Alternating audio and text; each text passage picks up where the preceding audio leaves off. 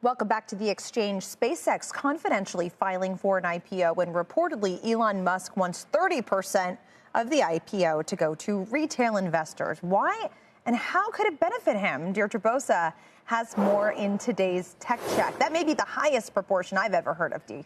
It is. You're right, LP. It is. And you know the space very well. So that 30% number is the one to watch here.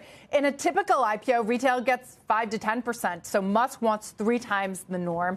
And that framing is that this is about giving everyday investors access. But there's another way to read it. Musk has seen what a loyal retail base can do for him. At Tesla, retail owns about 30% of the stock. They backed his $56 billion pay package after a court struck it down.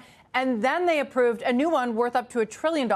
So that is exactly the shareholder base that he wants at SpaceX from day one. Now, the timing makes sense, too. Retail has become a massive force in this market, more than $300 billion into U.S. stocks last year, according to J.P. Morgan.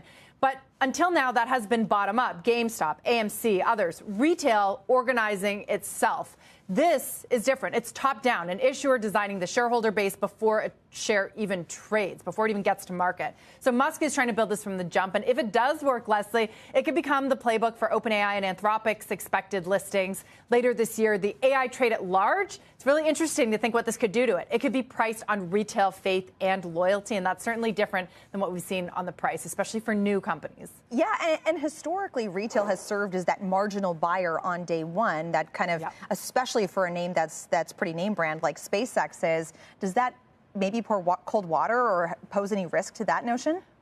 There's a question of whether they can actually fulfill this 30% of such a large listing. But you're right, they've been along for the ride, and this is a fundamental change, right? If you want to allocate 30% to these retail investors, that changes the dynamic, right, of the company, the whole makeup of it. Might be willing to vote more with Elon Musk. So it's really interesting to consider whether it actually happens. Speak to some people who say kind of like, yeah, right, it's going to be hard, or you're going to leave them with the bag if they do that. So we'll see how it all plays out. Yeah, it's definitely an interesting idea. I'm very curious to see how it works, especially on that first day of trading where retail can come in and really make a difference there. Deirdre Bosa, thank you so much.